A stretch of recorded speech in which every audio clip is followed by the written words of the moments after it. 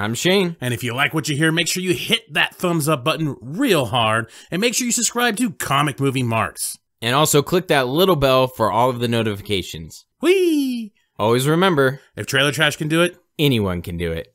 hello and welcome everyone to another breakdown of Krypton Episode 3. Oh yeah, coming back at you with Episode 3, The Rankless Initiative.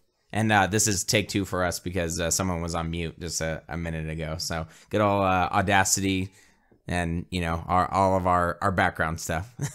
Yes, and equipment and other bullshit that goes on. Fuck this mic. I don't care if it has a blinking light at me telling me it's mute. Yeah. It's not good enough. No, you start recording when I tell you to record, damn it, when I start talking. It needs to send up a signal flare or something like, hey, you're mute. You're talking to nothing but the wall. Okay. Anyway, so we're going to break down Episode 3 of Krypton. I guess we'll start off with what pros there might be. Brainiac ship looks pretty sweet. Okay, all right, yes. So the Brainiac stuff looks pretty cool. Starting to get a little bit more in depth of how he's gaining information from Krypton itself. I enjoyed this episode. I enjoyed this one a little bit more than the last one, actually. One of our YouTube listeners had made mention that the last episode kind of felt like a filler. And naturally, you're going to get some of those, and I agree. This one, I don't know. I felt like there was a little bit more at stake. We're starting to really delve into some of the stuff with Brainiac, more separation in the classes, war against terror, like that kind of stuff, and I was intrigued by it. But you seem to disagree. Yeah, I don't know. I honestly thought this was probably this was more generic than the first episode. Really? Interesting. The cliches and the tropes. Oh, of course. Yeah. Okay, yeah. See, that's what I mean. It was just like from letter to T. You know, it just cross the I's, dot the I's, whatever all that saying shit is. It did it all, man. And it handled it in the most jackass way. It was just, I don't know. It's just like, of course, this random woman just finds this cube. Of course, this happens. Right. Will we save mommy? Will you save my mommy? Oh, yeah. Of course I will. And then it save her. Oh, of course, the military is going to be like the woman now that's in control. The Lyta is going to, of course, she's going to have different opinions on things, and she's going to trust him when she didn't trust him the first time to tell him shit, and now he expects her to trust him. And it's just, it was just full of shit back and forth. I actually personally didn't really like the episode. I have no notes. I have no notes. Interesting. Well, I do agree with you, and I'm actually glad that I'm not the only one that, as I'm watching this, I'm kind of being nitpicky. So a lot of what I decided after the episode of like, okay, don't be so nitpicky, and just try to you know, enjoy what was there, because I definitely agree. You know, even when the fucking ROM lady, when she gets taken over, she totally reminded me of the computer chick from Superman 3. And then she exactly. And she grabs Seg by the neck, and of course he drops the little, I don't even remember what it is, like an EMP or whatever thing it's that an they EMP had. Bomb. Yeah. Grenade, yeah. And of course he drops it, and then he has to do the typical, like, oh, you know, believe in yourself, fight, is just long enough for her to pause so that he can grab it. And yeah, think of the children. Right.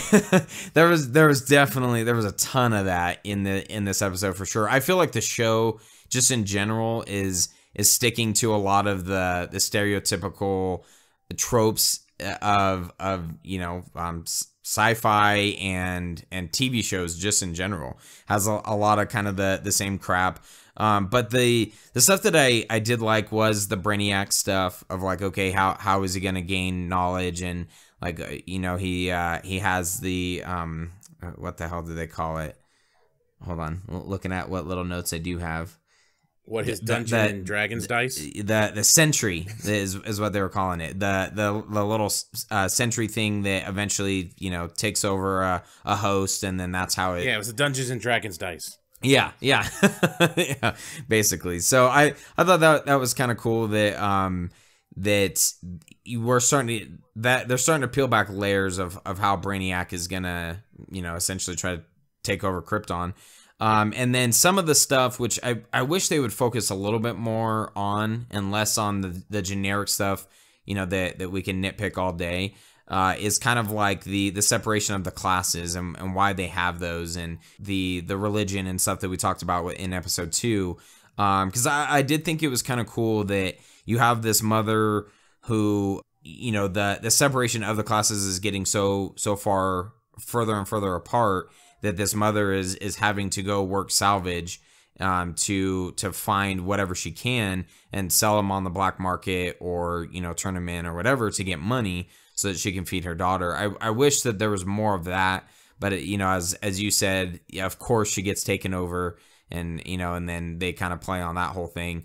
But I'm intrigued by some of the stuff with the different classes, and then even that playing into the war against terror. It did kind of remind me of just some of the stories that my brothers told me about being deployed overseas, and some of the things that they have to be careful of. Unfortunately, we have the random hot-headed military person who's like, oh, fucking stabs a guy and kills him. Unfortunately, you have that, but shoots him.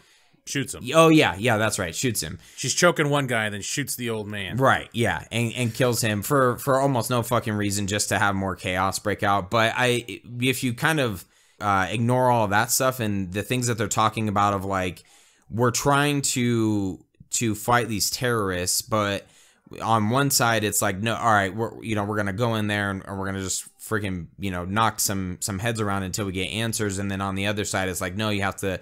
We want to befriend these people, and then they'll start giving us answers that way and get them on our side. And it does kind of remind me of honestly what's happening in real life.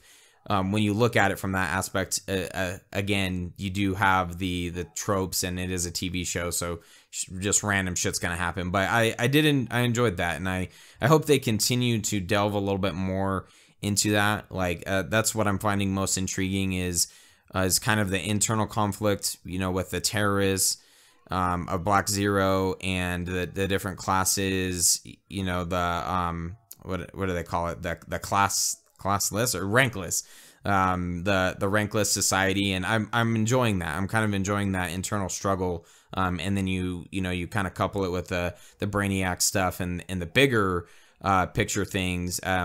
That's what I'm enjoying from the show so far. I just hope that they go away from the annoying tropes and kind of, just the very predictable, like, okay, this is of course how the show is going to go. The one thing I just don't get is what version of Brainiac is supposedly coming towards this planet. Like, I'm starting to question now whether or not this future threat is Brainiac, even though it seems like Strange is talking about it is Brainiac. But if it's Brainiac, he knows that Superman's ancestor is on that planet. Just fucking eliminate the planet. If you're eliminating your greatest threat from the future, just eliminate that planet. So is it supposed to be a Brainiac from this time period? And apparently it's just the storyline where he's going to bottle up Kandor in the traditional story. So what is the threat from the future? That's what I don't understand. If this was the natural progression of Krypton, was to be eventually bottled up in this world, in this universe, is to be bottled up like Kandor usually is by Brainiac, then what is the threat? What is the future threat? I don't understand. That's what's just kind of annoying me, is that if this is the Brainiac from the future, who it has the power of knowledge, or the future knowledge, knowing that Superman or Superman's ancestors are on that planet, just eliminate the planet.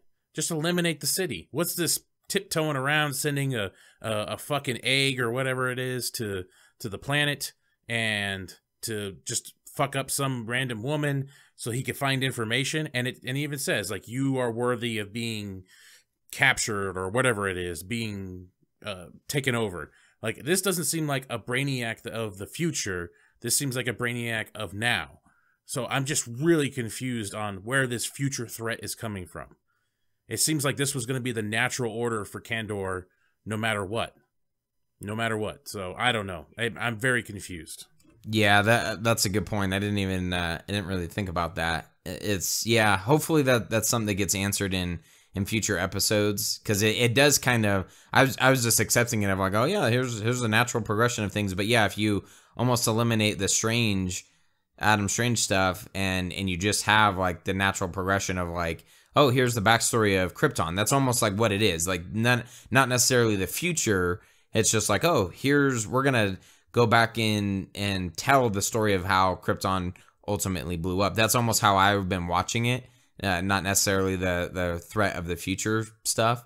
So that's intriguing. Hopefully they kind of answer that and we figure out like how Superman and stuff kind of plays into it. Unless it just ultimately, like you said, it is just, this is the current day Brainiac and this is the natural progression of things. And I don't know. There's a giant plot hole in episode 3.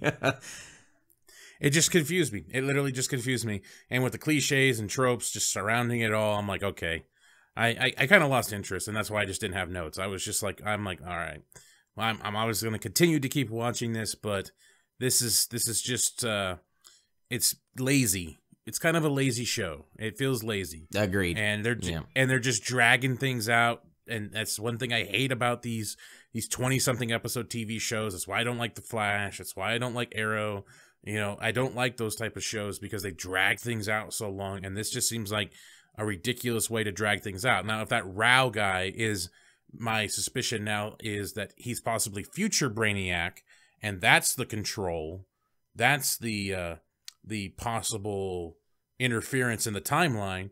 Well, then again, it still doesn't make sense because there is his dad, El. You know, there's right in front of him. You know, there's the ancestor right there. Just fucking ice him. Right. You think any of these motherfuckers are going to stop you?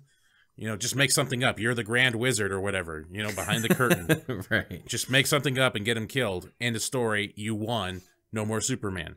Yeah. So I'm thoroughly confused of where the future threat is coming from. And it makes me wonder, maybe it's not Brainiac. Maybe it's somebody else.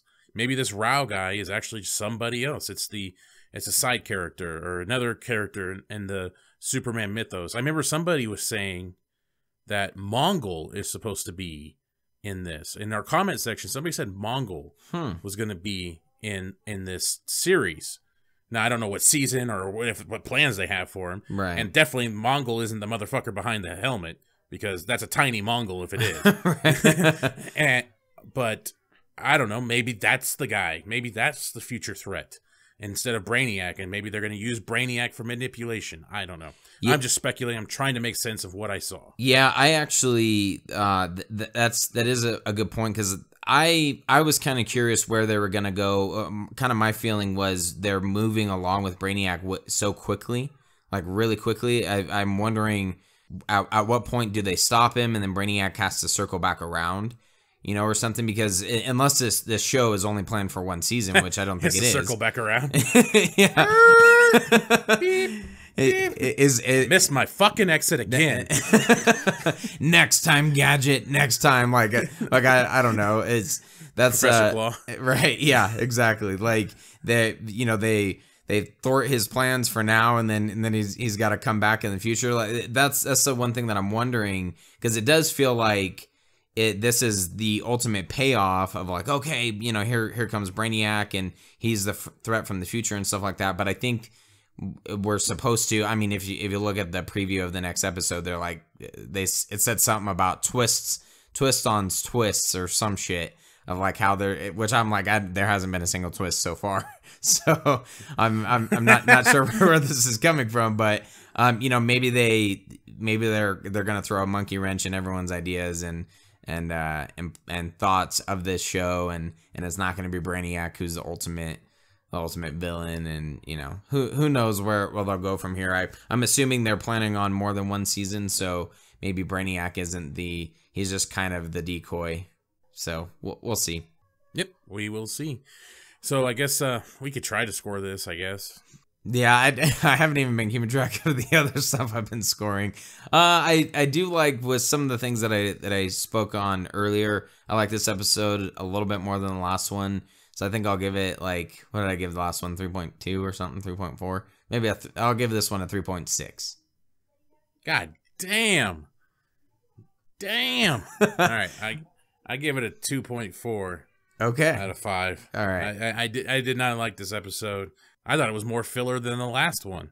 Like, I guess it did arise some conflict and stuff, and it did progress the story a little bit more, but it just progressed it into I don't know, worthlessness for me. Yeah. I don't know. Maybe it's just me. Let us know in the comments if I'm just alone on this one, and it just felt like a worthless episode and more and less confusing. And also the Val-El hologram. Oh, holy fuck. Like, we talked about Black Panther, how their technology. Yeah, no, When does it become a convenience? Like, just where it's just like, it could do anything. Holy shit. Yeah, that's another example of things that I'm trying to ignore, and I'm trying just to delve into. And honestly, maybe I'm like creating way too much out of things that aren't even there, like the War Against Terror, just so I can stay intrigued, because there is a lot that I'm watching this. I'm like, that's one of my biggest pet peeves in almost everything, is the convenience of technology, and I've talked about it several times, and either technology or magic. I'm like, oh yeah, of course this can happen, and yeah, it was bugging me like almost right off the bat. I'm like, oh, of course he has all this endless, and then he's bitching that his information download was interrupted or some shit. I'm like, oh, fuck off.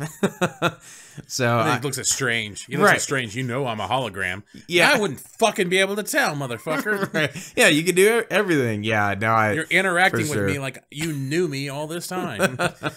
Yeah, there's a lot of those. A lot of those I'm just trying to ignore and come up with something to enjoy. So I don't know. We'll see how the show progresses. We may only make it through 5 episodes, but we shall see.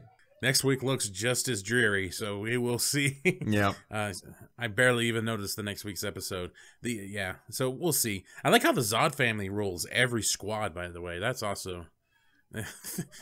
Zod rules everything military, I guess. Yep, so, yep, pretty much. I guess it makes sense in the end. So, all right, in case I don't see you. Good afternoon, good evening, and good night. Congratulations, you made it to the end of the video. You're one of very few to make it to the end. Yes, thank you very much. Make sure you hit that like button and subscribe to Comic Movie Marks Podcast and hit the notification bell. You know, all these fucking YouTube channels say this shit, so I'm going to say it now. Yes, it's perfect. And if you want to hear our full podcast, you can check out our podcast on iTunes or any other podcast subscription service. Make sure you subscribe. Thanks again.